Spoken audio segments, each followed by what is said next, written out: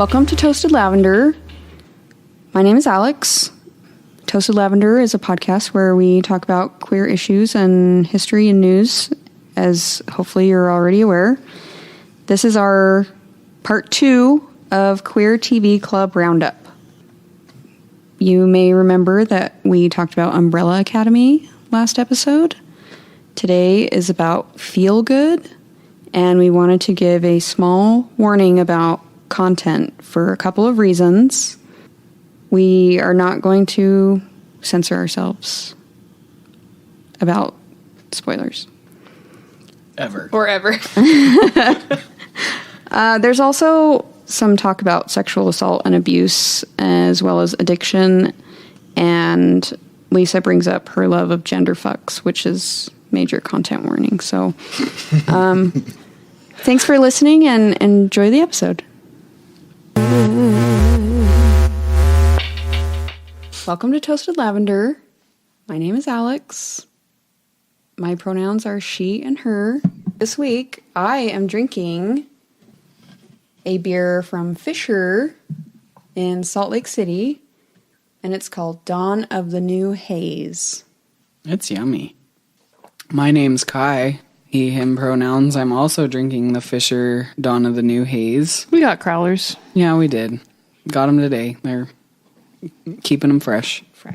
Keeping them fresh. My name's Lisa. My pronouns are she, her. And I am having a Fisher Rye Cream Ale. Also in a crowler. Hi, I'm Lindsay, and my pronouns are she, her. Shout out to Fisher.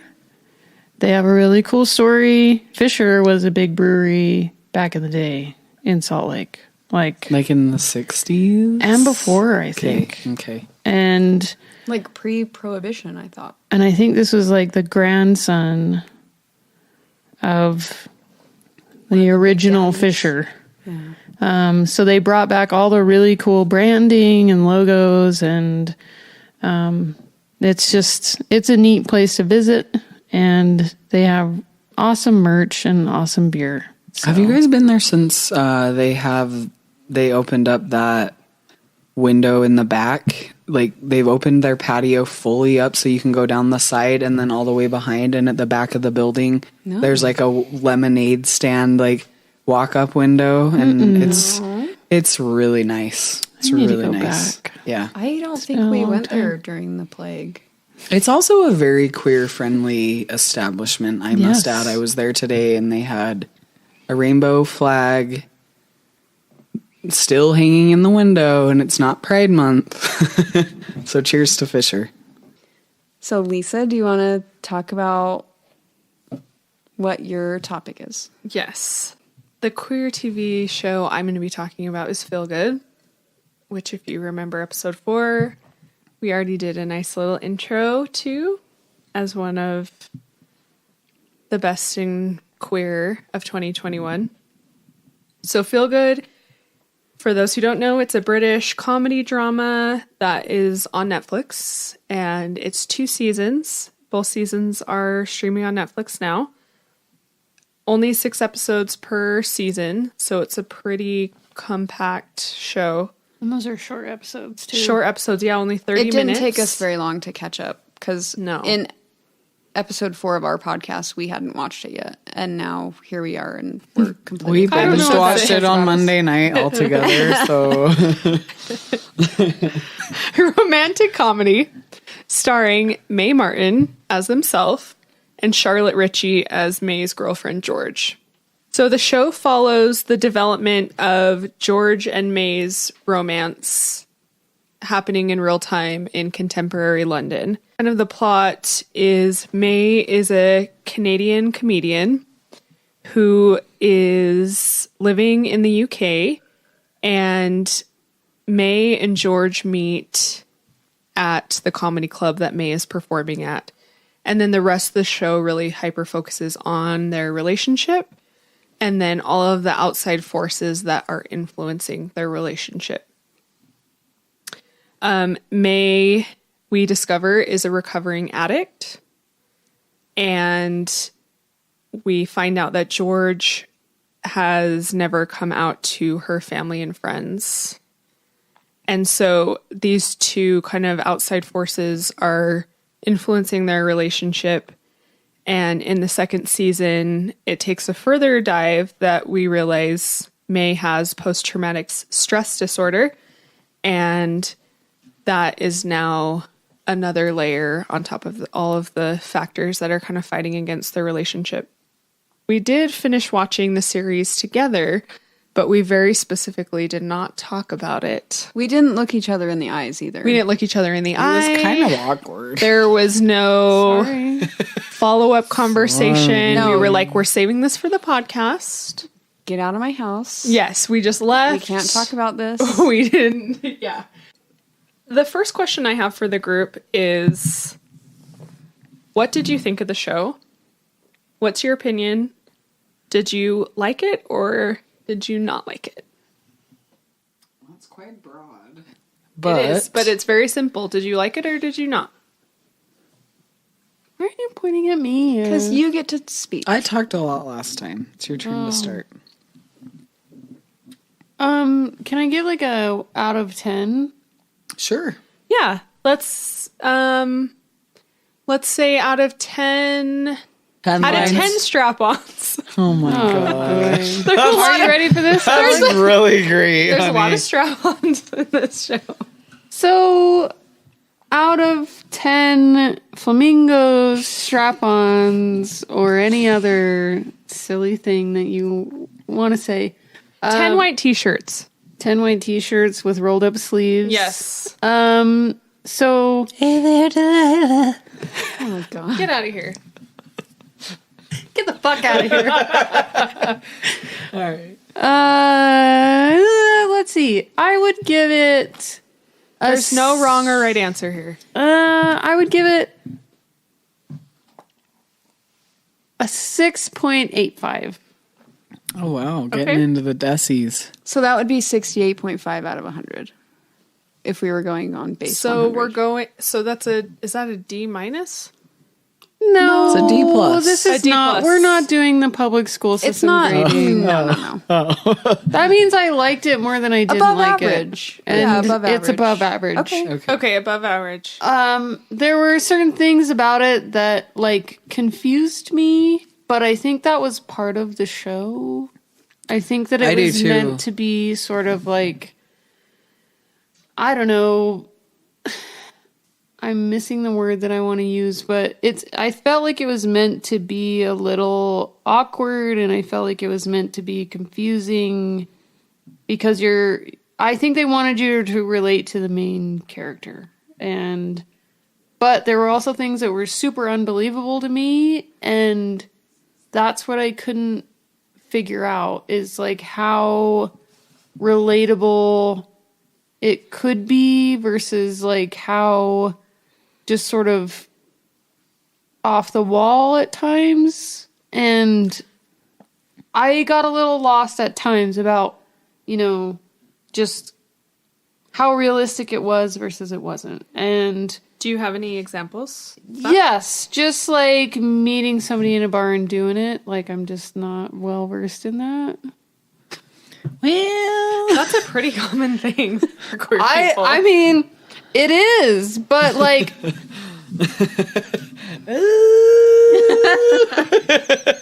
It's okay. But- we met in the coffee shop and then did it. So I'm just saying, and that's not like the prime example. I don't think that's a prime example of what I'm talking about. It's I just remember an that you said that, and you're example. like, this is not believable. And I just said that we were. Hookup culture is a big thing in queer. Oh, I know that, but it was never in my queer story. Hookup culture, Because you were like 21 and I was like 19 when we met, and we've been together ever since. So Yeah. we've never like. But even That's before, fair. that, I know, but even before that, you were weren't in old high enough to school. go to bars. Right. Like, it was you were- like but I not. was old enough to go to the 18 and unders. Yeah, but I don't think it's the same. I think the world is different. I think than it's it different was at for that time. 20 plus year olds. Well, and I think now. it's just different for different types of people. yeah. That's also Definitely. very valid. Yes, I agree. So for my type of people, felt weird. Bar hookups weren't your scene. No. Got it. I'm sure too in like the comedy genre, like you're hanging out at nightclubs every night. Like I'm sure that that's probably a more common thing in that industry. Well, Mae was addicted to drugs at like age 15. So, yeah. I think that there was probably a lot of things that were slightly abnormal for most people that were happening in Mae's life. So, in that aspect, sometimes I got lost, but I understand that it was part of the story. So, Okay. As far as relatability, I think that's where my 6.85 came from. All right. Okay. Alex. Yeah.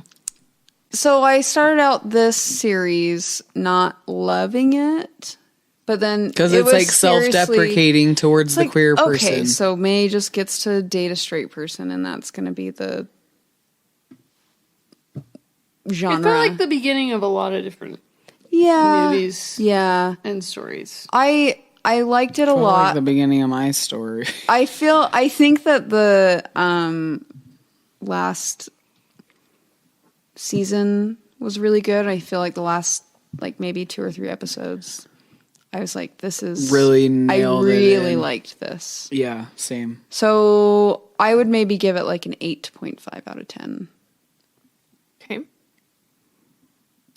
I feel like I'm right around Alex, like an 8 to an 8.5. Like I really liked it because how it sort of tricked me. Like it started me out thinking it was going to be like every other fucking queer story where it's like a queer person chasing somebody that's unobtainable and just like being ravaged and being like a joke for everyone all the time. Like I feel like that's like every queer movie ever, and I'm so sick of that narrative.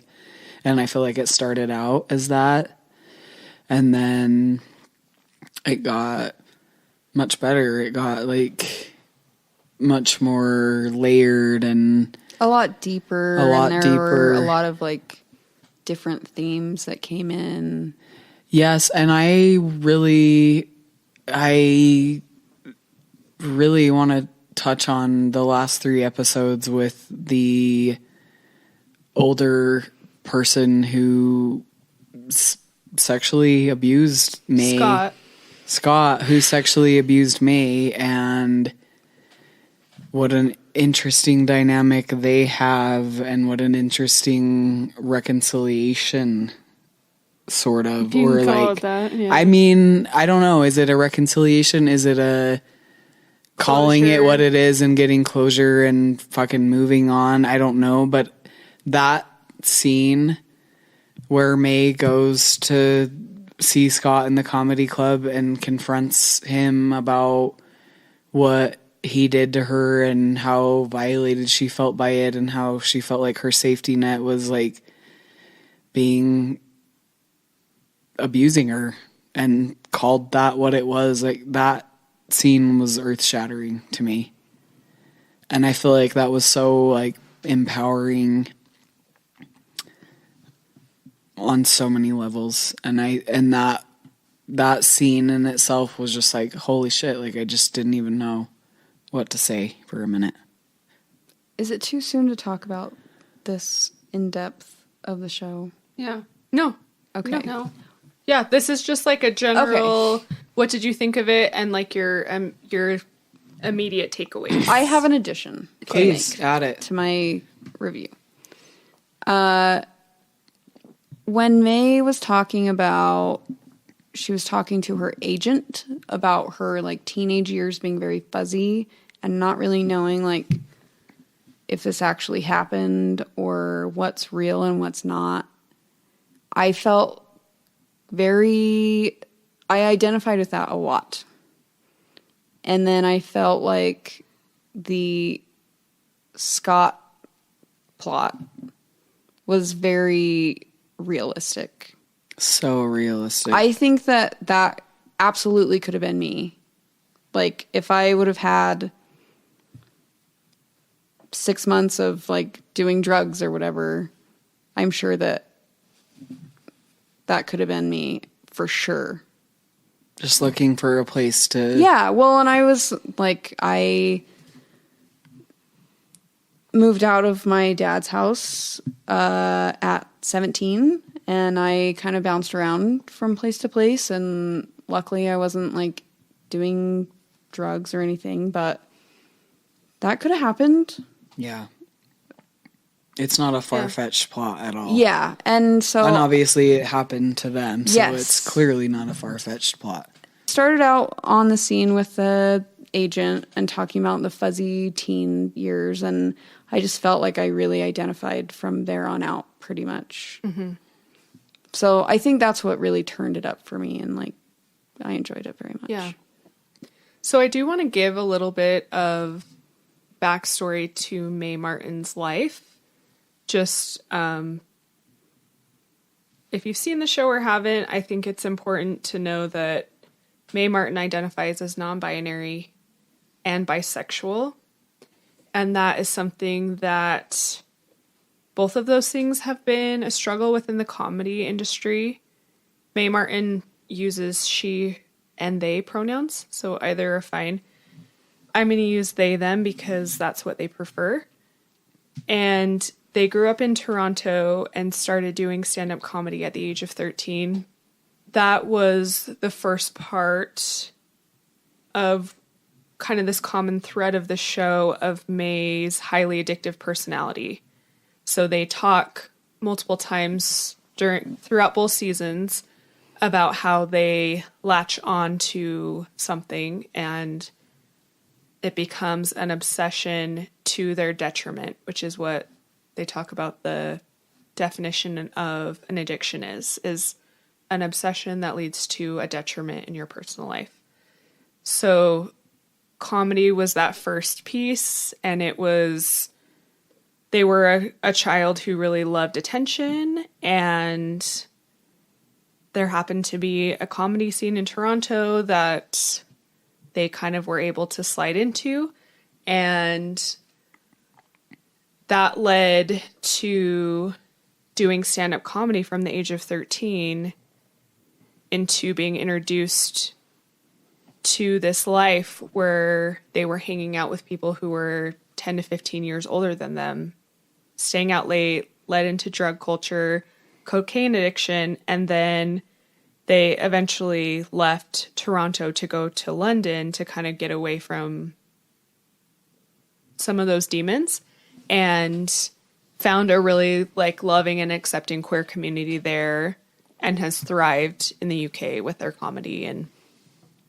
a big thread throughout their life also has been dating both male and female, but whenever dating females, it has always been women who aren't out or have never dated another woman.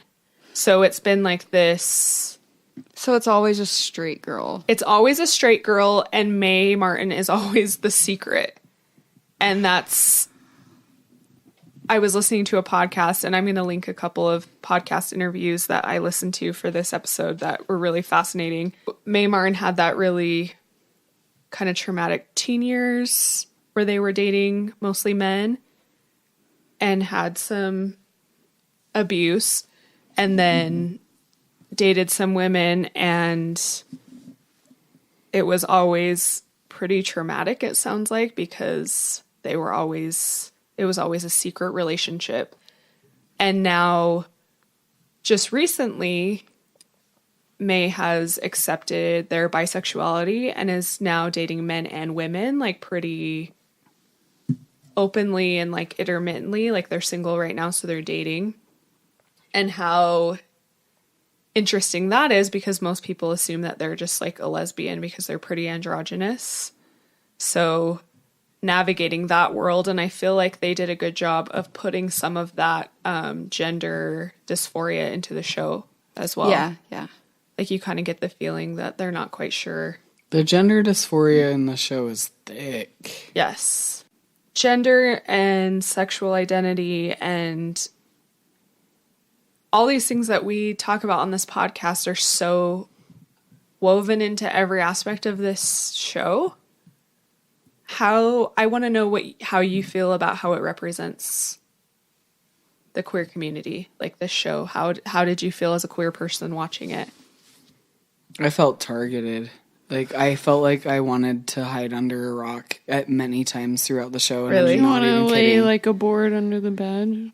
Yeah, for real. Like, I'm not even, and like, so spoiler everybody, but like at the very end of the show, we learned that Mae was likely like hiding under their bed from a predatory male. And that's not what I'm going for, but just like, I felt, yeah, like the anxiety and like the moments of panic and the moments of like chasing after straight girls that are never going to see you as what they are. And the moments of like latching on to things. Like, there were so many things that I was just like, I felt uncomfortable at times, honestly, because I felt like it was so like targeted at me.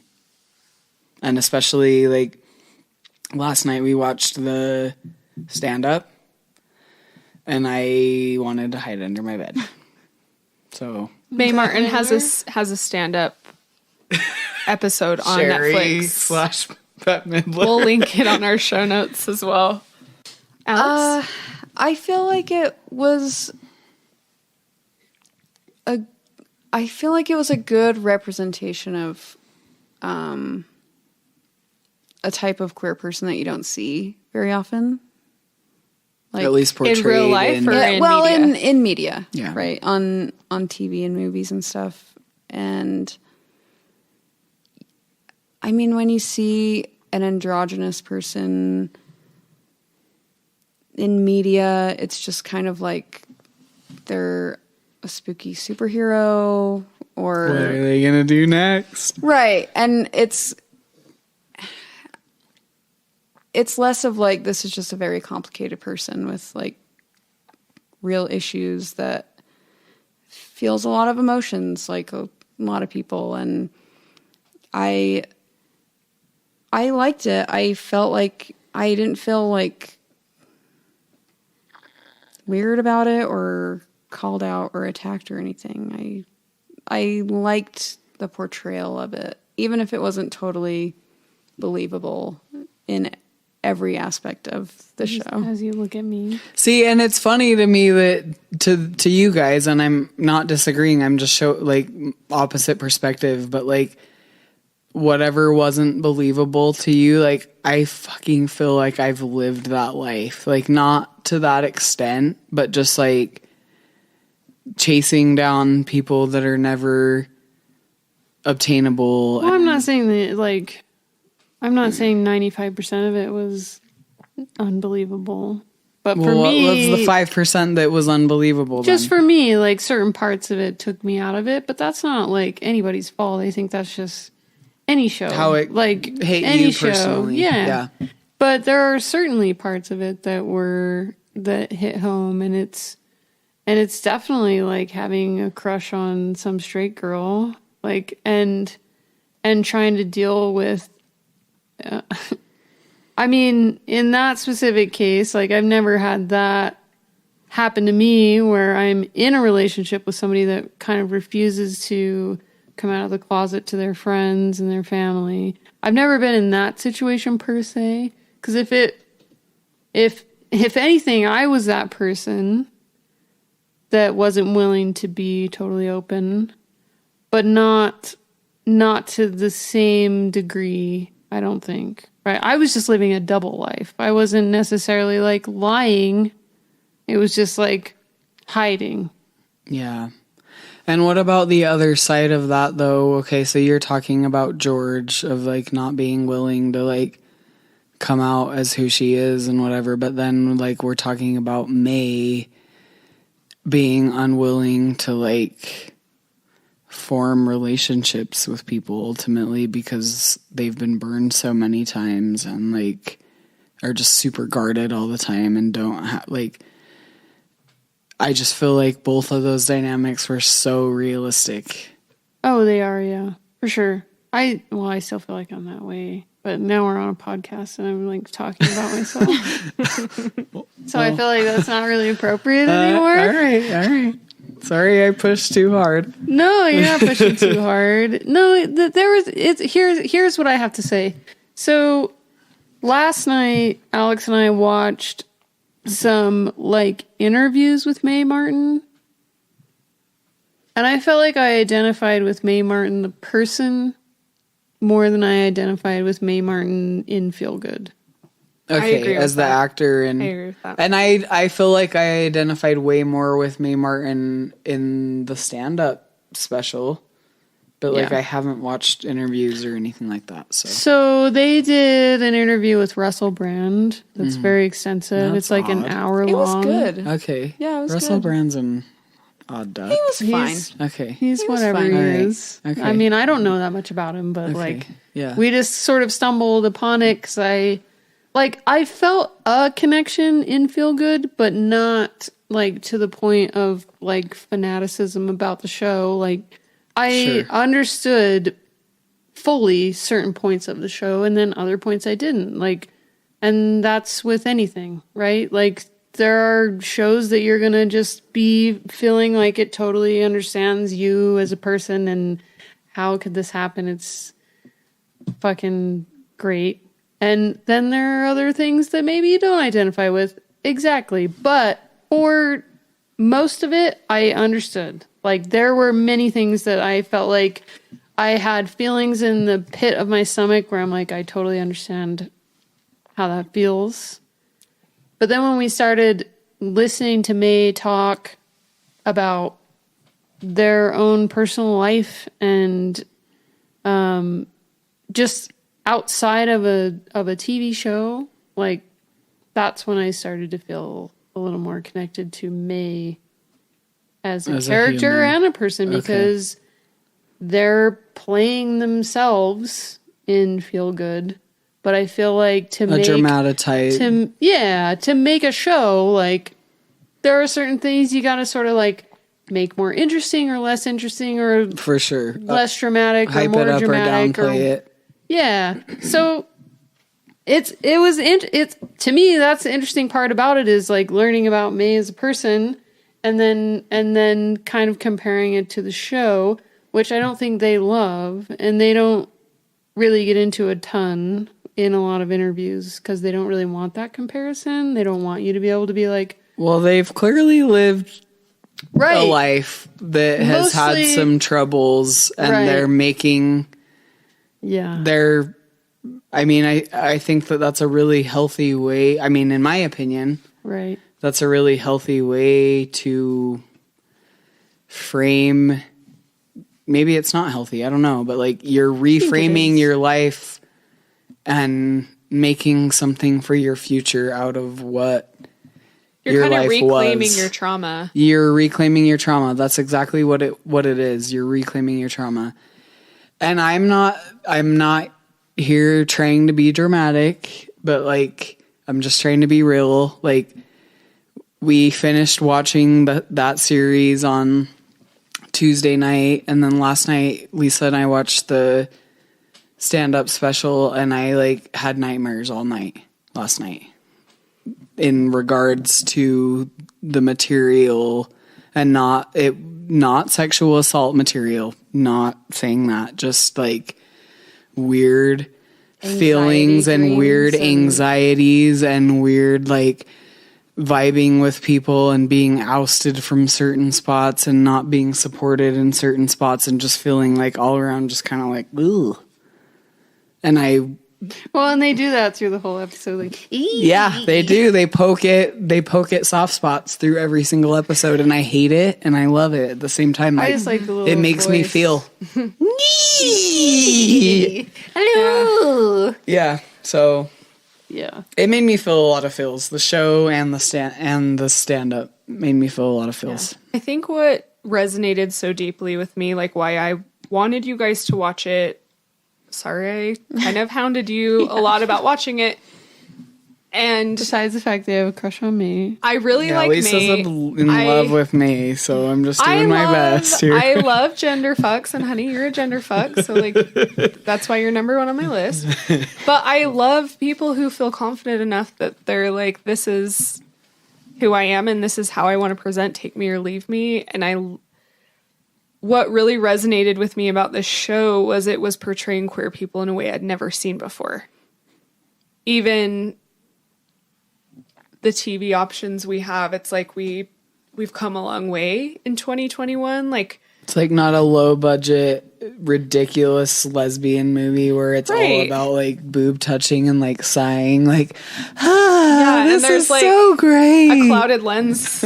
So it's like all just like a little bit, you know what I'm talking about. The closest character I can think of is like Shane from the L Word. Right, but the L Word for is me, like sort Shane of tortured, sort of emo. Shane will always be like I'll always have a goddess. Absolutely. In my mind, there will be nothing to replace Shane. Shout out Kate Monig. I'll always have a soft spot in my heart for the L Word, but I feel like this is such a graduated version in showing queer way more people real. It's as way more real. complex and not just a punchline to a joke or a super cheesy plot or like some side character or like a lesbian subplot that's just like a lesbian there for a boob grab or something. Like, it's not.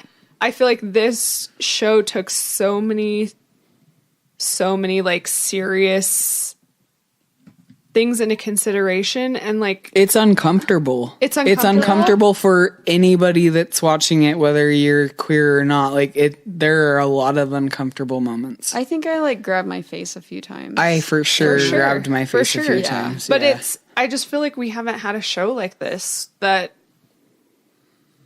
is grappling with sexual identity and attraction and addiction and identity and figuring your own self out, like not even knowing what your own like not even knowing, like being non-binary and not really knowing how to categorize yourself as that. But also so many times we've talked about this a million different times.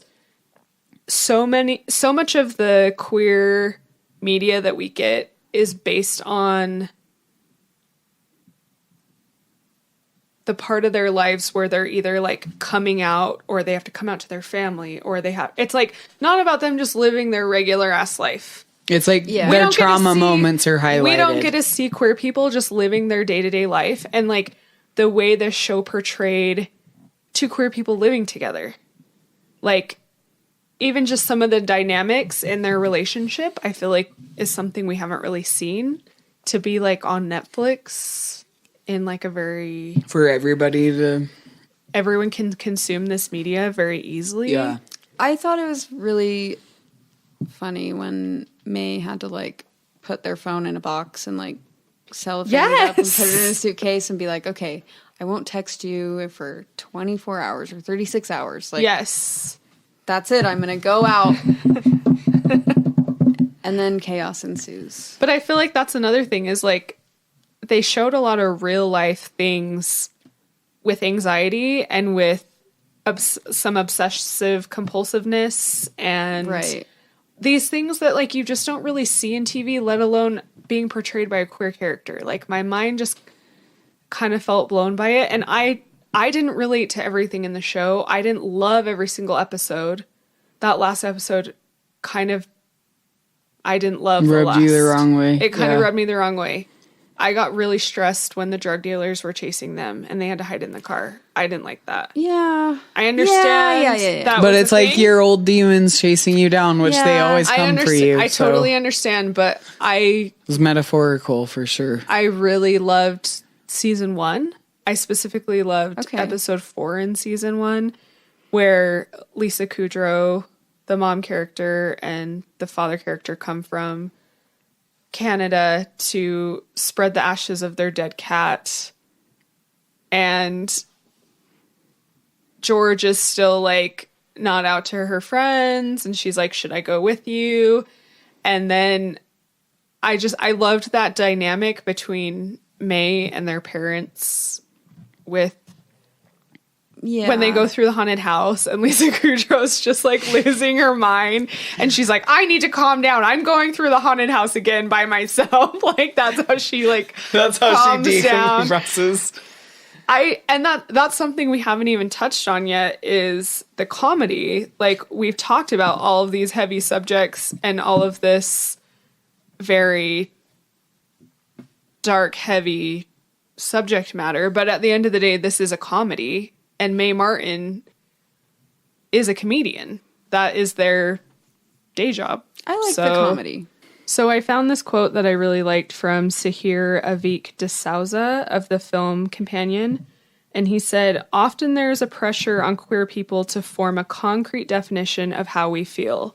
But Feelgood tells us that it's okay to be less than sure. I get that. And I liked that a lot. I thought that was like a very good summation of like what we witnessed from Mae's journey. Yeah, for through sure. those 2 seasons. Yeah. And it's interesting you say this because I watched the first season and then I listened to quite a few podcasts with Mae Martin on it. And then I watched season 2 and I felt I liked Mae Martin as Mae Martin better after hearing them just talk as themselves. And they're such an eloquent person when they're being interviewed. And I don't know if this was on that podcast you listened to, or Russell Brand, you said. Like both of the podcasts, the specific ones I'm thinking of, they asked a ton of questions back to their host in a way that you could tell they were kind of uncomfortable with it being all about them, even though they were the ones being interviewed. And it's like, you're the guest on this show. I noticed that. They like very much were like, it was a conversation, a dialogue back and forth. It wasn't just like an interview. Right.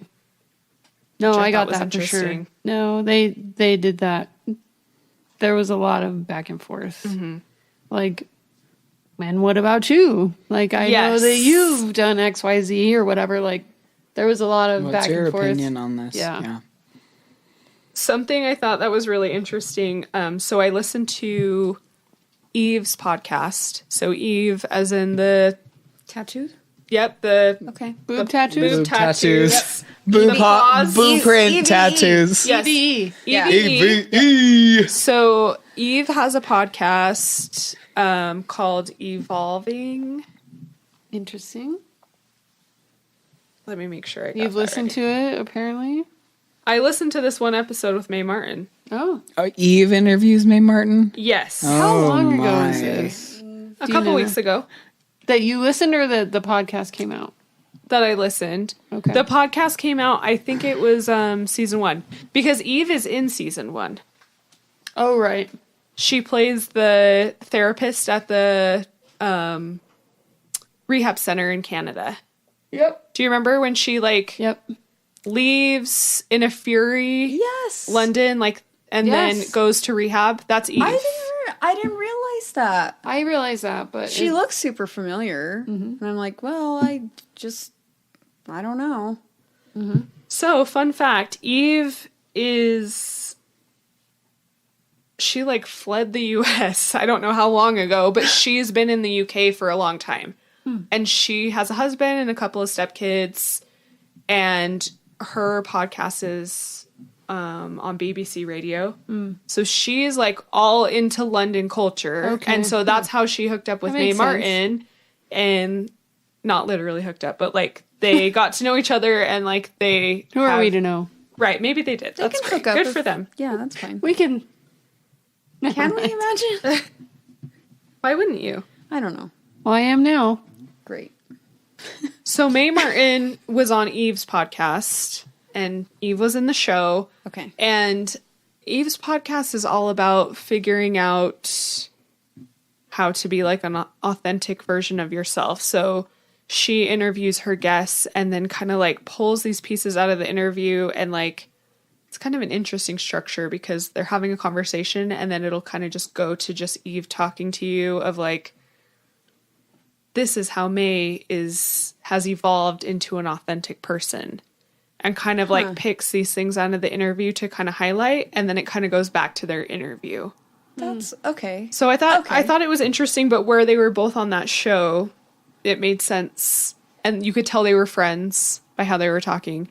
And then Cameron Esposito's podcast, Query, they're both stand-up comedians, both queer, and so they know each other from just like the comedy circuit, The scene.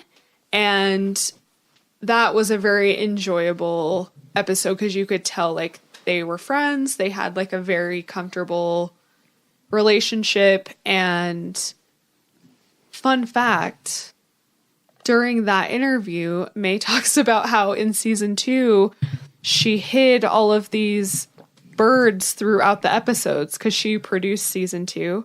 Okay. So there's this like very specific like Brazilian bird that they're obsessed with, and like hid this bird in different scenes. Like in one scene, it's like on a poster on the wall. I feel like I remember there was like a bird thing occasionally. Yeah, Mae was like, there's 6 birds hidden in season 2. I couldn't find a single damn one, and I knew they were there. But I thought that was kind of fun and silly. But at the end of the day, like, they are a comedian, and that's what I loved the very most about this show, were all of the ridiculous one-liners and I liked all silly the quips and all the little like descriptors that Mae gave to George throughout the entire series. Mae says something about how George is like a little kidney bean.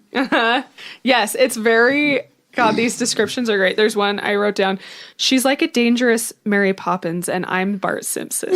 Oh, I like that. That's so perfect. Bart Simpson, especially. But there's like... Well, I and just then feel like Mae it's really good writing. refers to himself as corn, right? Corn, yeah. Oh. That's a thing. There was one... Oh, shit. What is it? It's... Mae refers to themselves as kernels of corn glued onto the end of a popsicle stick. Yeah.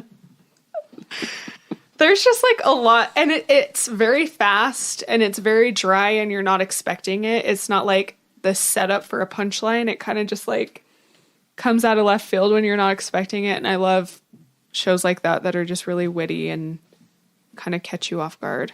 Well, the way they open their stand-up is like, so how was everyone's childhood? Which is just so fucked up.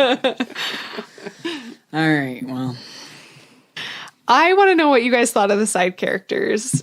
Like the Phil? Love Phil. I Lava. love Phil. I liked Lava. Was Lava course you did. called Lava in this show? Yeah. Well, Lava her name was her real name. Her given that was name her is given Lava name was Lava, and then she changed it. to Laura. Yeah. But remember, her mom was in an this? addict. Her mom was an addict and named her Lava. I'm mixing Sponsor. her in with the Umbrella Academy's Well, character because what was they're her character in similar. We could find it. Okay, no, that's fine. Lava. Lisa Kudrow I love was amazing. Lisa Kudrow. She plays Seemed like that. it was meant for her. It does. She plays that like weird, like kind of like wants to be a mom, but Airy, like super out sort of of touch and like airy doesn't and know.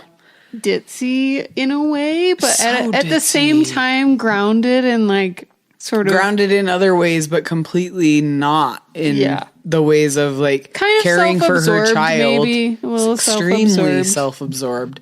And that last episode where they all bond over the Chinese pears or whatever. Yeah. It's just like The ornamental pears. the ornamental pears. It's just Spoiler alert. it. I I'm know, glad but that where there they're was all some, like, hugging closure and around like that. it's like, okay, like she is a human. Lisa Kudrow's character is a human. She's not just like a cold bitch. She like does care about her child.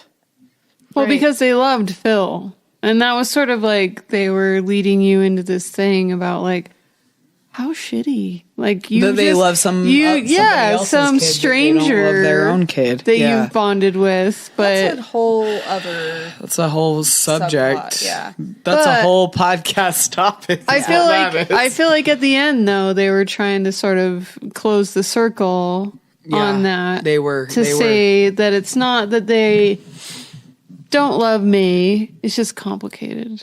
right. Because they stole the ornamental pairs, and then we find out that they And did many not other things steal the that we ornamental don't pairs. even really know about. Right. I just want to circle back to the Umbrella Academy and Ritu Arya. Larva. Lava. Lava, as in molten rock. Sorry, sometimes. He went with the bug route. Larva. So sometimes I feel like British people add R's into things do. that don't deserve Yes. an R. That's true. So her character's name was Lila. Lila. Okay, Lila that's why Pitts. I was. Yeah. Yes. And where did she fit in? She was the, the boss bitch of the, whatever. Yeah, the daughter. The daughter of the, again. The daughter again. Yeah, Yeah, the the daughter. daughter. She's the daughter. She's the daughter of the Getting it addict on with one of the people. and the daughter of the boss bitch. Yeah. And Yeah. so let's talk about Maggie. Maggie is Mae's sponsor from Larva's Who's mom. Lava's mom? Larva's mom. Jesus, honey. and she was a great character. Maggie was like I liked an her a eccentric, lot. wacky.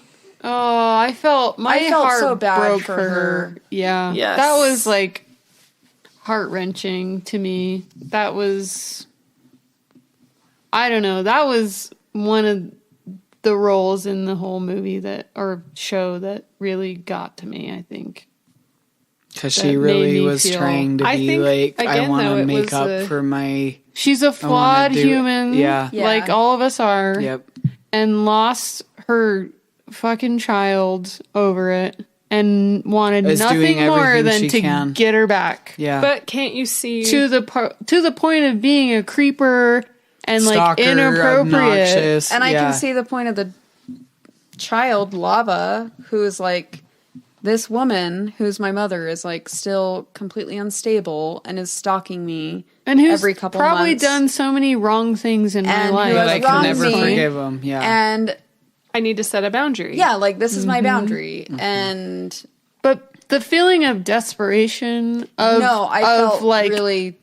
we've all had that those was really moments hard where to maybe watch. we've drank too much and said something that we didn't mean, or that we think about the next day and you're like, oh, maybe that was we meant it, terrible. but shouldn't And have then let it out of our imagine mouths. like a decade or more of that feeling that, with yeah. your child. Yeah, that's brutal. It is brutal. And like I think you can see both sides of that Yeah, story. yeah. And to me that was a very poignant, I don't know. And somehow Mae is just kind of like the bystander right. in that story when they probably haven't been like the innocent bystander in any other story Situation. in the show. I mean, Yeah. so that was interesting. What about Binky? What did you guys think of Binky? She redeemed herself in the last like two sentences. That She said. did, but I don't. I agree with you. She redeemed herself in the last two sentences she said, but like, is that enough? No. She was such a think we C. can- was so obnoxious. She was such a C all the way through. Let's see. She was. I'm not going to say the word, but she can say it. was. It's her own podcast. She was horrible. Yeah. And like allowed other people to be horrible and just like Yeah. was But- a conductor for horrible business to come through. I And think it Yeah. was a good, like, pretty accurate representation of the things that we allow to happen. Right? I do too, and that maybe that's why it was so gritting. Yeah, because you're like, I've seen this, I've fucking seen this. and I get relatable. mad at myself for all the times that maybe I didn't say something when I probably should have said something. I do too. I beat myself up like 5 seconds after the interaction is over. I'm like, oh my god, I'm such a piece of shit. Why did I let Why this person? didn't I Yeah. say this, and this? Like, why did I allow this dialogue to occur on my watch? Right. Yeah. Well, and I think it deserves a place in the show. I mean, It that's absolutely does. absolute reality. And that's not something that fades over time. It's like all the time. Yeah. And you're stuck thinking about, why didn't I stand up? Or correct or change the conversation or whatever. At the dinner party, like, Mae started to change the conversation. When Mae was drunk on mouthwash. Oh, Yeah, my. that's And then something that Binky goes people into do. labor. Yeah, so And they were like, ho, ho, ho, I'm so happy that you're laughing at my pain or whatever. right, because Like, Binky starts to was get like, really "Oh, snarky. it was so funny when you said that you felt like a boy," and I thought that was hilarious. And Mae was just like, "Hilarious? Like this? This is the hurt fucking me. life Like, I'm living." Telling, like, this is not a joke." But then Binky was like, yeah, but it was like stand-up comedy, was it not? Like, were you not telling jokes? Right. And then Mae, like, kind of gets into it, and then Mae Binky's was water just feeling snarky and drunk. breaks. Right. But that's part of the whole point of all of this, is that, like, people make comedy out of their own lives to cope Yes. with Their things own that are pain. really not funny at all. But it's like, I can't cope with this any other way than to make it funny. I think that is the entire life story of every stand-up comic Yes. in the history of I the think world. that's also why they usually have substance abuse problems. Yeah. Yeah. I think Jack Barry and Phil were both great side characters, and they were overly affectionate and loving cis het male characters towards Mae, or thinking about their trauma with a man. Like, remember, Jack is just like pretty much professing his love to Mae the whole series. Like, I just have loved you. And Jack's apparently, the weed suit guy. Yeah. and they're like Mae best got to friends. Of course, that's the reference. That's And they're- just That's like, what's stuck in this old brain. They're like best friends in real life. Okay. Mae Martin All right. and Jack Barry. That's all I have about Feel Good. Okay. If you want to watch a queer show, check out Netflix. And if you want to check out Umbrella Academy, also on Netflix.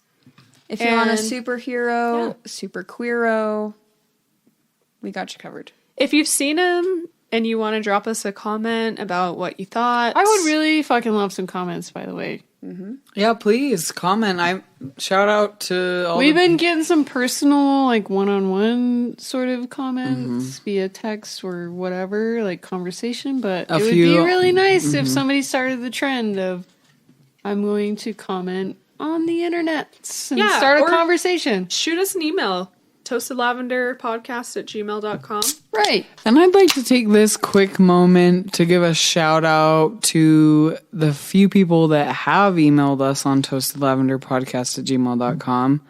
Holly, what's up, girl? Thank you. Thank you for the resources on the origins of lavender It's in really, relation to queer. yeah, it's going to help us for a future episode. So thank you.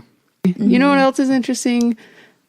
The Booze and the Who's. Booze and the God. Who's. Do you want to Here sing we are. your theme song, your new theme song? I don't remember what it was. Can you remind me? No. Okay, well, I'm going to start out with the boo because I want to end on a positive Give note. us a boo, So please. I'm going to the boo, and I'm really sad to be announcing this boo this week because I myself have been a fan of You yourself are a baby? DaBaby. I myself am a DaBaby. baby. Okay, wait, does DaBaby do that weird, like, zombie music video that we watch Yes, occasionally? yes. Zombie? Where it's like a that slow weird like song and car then there's, like, where they're like zombies the attacking. Western car shoot. Yeah, it's DaBaby. What in the fuck are you guys talking We're gonna about? watch We've it watched it at your house a million times. times. It's a slow song, and it's like a zombie apocalypse, and we're always just like, what's happening? Yeah, it's DaBaby. This is my fault. Go on. So I just YouTube. It's not I just want to say that DaBaby has really let down the queer community this week. He said some really fucked up shit. Do we know what he said? Yeah, he did. Can we Would you quote like it? me to quote? Yeah, I don't know this exactly story, what so I want to he hear the said? whole thing. I have it pulled up and ready to go. So. Yeah, I've I enjoyed think we need to DaBaby. be factual here. I've All right. enjoyed him because he is the tiniest man in all of music. So, at the end of his Sunday performance at the Rolling Loud Music Festival in Miami Gardens, Sounds great, by the way. DaBaby asked audience members to raise their cell phones before letting loose a string of homophobic statements. So raise your cell phones if If you show up today with HIV, AIDS, or any of them deadly sexually transmitted diseases that'll make you die in 2-3 weeks, put your cell phone lighter up. what? If there weren't gay men having sex in parking lots, raise your lighted cell phone. What the fuck does that even mean? How do you raise a phone if you're like... If you're not having gay sex in the parking lot, raise your lighted cell phone. If you didn't come here with AIDS If or you're a deadly... not a fag, raise your Yeah. fucking cell Yeah. phone. yeah. If you want me to summarize. That's So yucky. it's really icky and it's very much like playing into the stigma The worst of part- AIDS that is not that What like, year is it? Why? right like is like The worst it's part an is that he 80s doubles down. After people call him out, he's now like doubled down. yeah, we don't even need to talk about the music video that he released today, but Today, he had a he's sign. What? yeah, it's bad, you guys. It's bad. And Elton John and Did no Dua one Lipa both have collaborated with him on projects and have like been blasting his ass, which they should. Fuck. Yeah. But That because sucks. he's perpetuating misinformation. There was some other sponsor of his that pulled out too. yeah, he had like a clothing Yeah. deal to like have DaBaby clothing line, and By the way, Is it just Have like his name is the onesies fucking with little worst. buttons Have so you can seen- change a diaper? have you seen the picture of him in a diaper at a music festival? Ew. What? gross. He did it No. as like a promotional stunt. He wore a diaper and walked around a festival. That's fucking You guys, gross. and he also had like he doesn't Listen, but, like there is let's just another be partner. clear. It's not gross if you have to wear a diaper. It's just gross that this man, who has a fully functioning body, has to wear a diaper and walk Because around and he's call called himself DaBaby. the DaBaby. Yes. Do you Yes. think that's sexy? I think he wants is, like- likes and clicks and videos and It's a promotion Whatever. scam. It's yeah. it has nothing to do with whether There's he also thinks another people likes it. rapper right now that's called Lil Baby. And like, how do you differentiate between DaBaby and Lil Baby? It's If funny- you're me, you don't. that's what I'm saying. I don't either, It's dude. funny because that whole culture is like, how do we be as badass as possible or as hard as possible? Let's wear a diaper. But and then it's we're like, a baby. we're babies. This is Rugrats all of a sudden? yeah, right, it's dudes. fucking Rugrats. All right. Let's move on to Okay, the Who who's because who? I didn't Who's want to. who? I got the Who. The Who. So we're just like right in the midst of the Olympic Games, the 2020 Summer Olympic Games happening in 2021. And there are 4 non-binary / trans Olympians that you need to know about. The first one, Should I be worried about their hormone levels? Yes. these are all people who've passed. Oh, So, great. So there's 8,000 other people. anymore. there's a graveyard of Olympians who Oh my god, a graveyard, Lisa. Whoa. Who got They're dead to disqualified the because of their hormone levels? they're calling it the Olympian graveyard. It's just supposed to be a who. All right, I'm sorry. So sorry. Oh my Okay, so these are the God. people who got through and are able to compete and are killing it. So Quinn, one name, no last name, just Quinn. Like share. Shout out to Quinn. Quinn's pronouns are they, them. They are playing soccer for Canada. Canada. Go Quinn. Laurel Hubbard, pronouns are she, her. She is doing weightlifting for New Zealand. Go, Laurel. Did Congratulations. I think she got silver medal weightlifting. And I think she's trans. It's not saying what they identify as, but I think I read that somewhere. Elena Smith uses they, them, United States skateboarding. They've been misgendered throughout this entire fucking game so far. Yeah, I've seen that. And Chelsea Wolf. And they had they, them on their skateboard. Yes, and they're still being misgendered. Well, Chelsea Wolf, not to be confused with the Chelsea musician. Wolf. musician, There's yeah. 2 Chelsea Wolves. Oh, no. Chelsea Wolf uses she, her, and she is competing in BMX freestyle for the United States. So we want to... The metal singer, just like with her long black hair just Some flowing of while the she's... first lesbians I knew were BMXers. Yeah, I'm just going to put it fucking that way. were. Yeah, there's for no sure. like gymnastics professionals.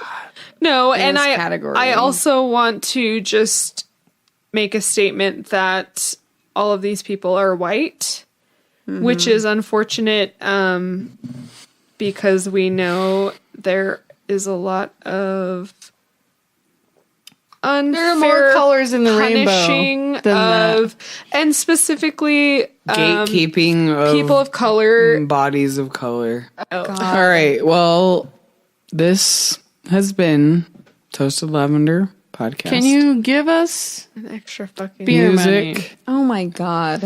Yeah, we'd really like some beer money. Hit up our Patreon. We have a Patreon, okay? And one of the tiers is called beer money. It's very okay. Very Buy inexpensive. us a beer. Please buy us a Just beer. buy us a beer. Just buy us a Thanks. beer. Or you could do a queer money. And if you want to know what that means, you're just going to have to go check it out. But it's $10. On our Patreon. And if you sign up really soon, you will get a t-shirt. Before The the whole end month of of August. whole month of August 2021. So We'll send you a t-shirt and a sticker. it's very limited in quantity and sizes. So if you're serious about it, you gotta Don't do fuck it around. soon. And we made them very lovingly Drunkenly. Mostly and lovingly. drunkenly. By hand. There's a couple I want to keep, but I'm just gonna Put them out in the world. put them out in the world. We're here. We're queer. We're drinking beer. Thanks for joining us. Cheers. Cheers.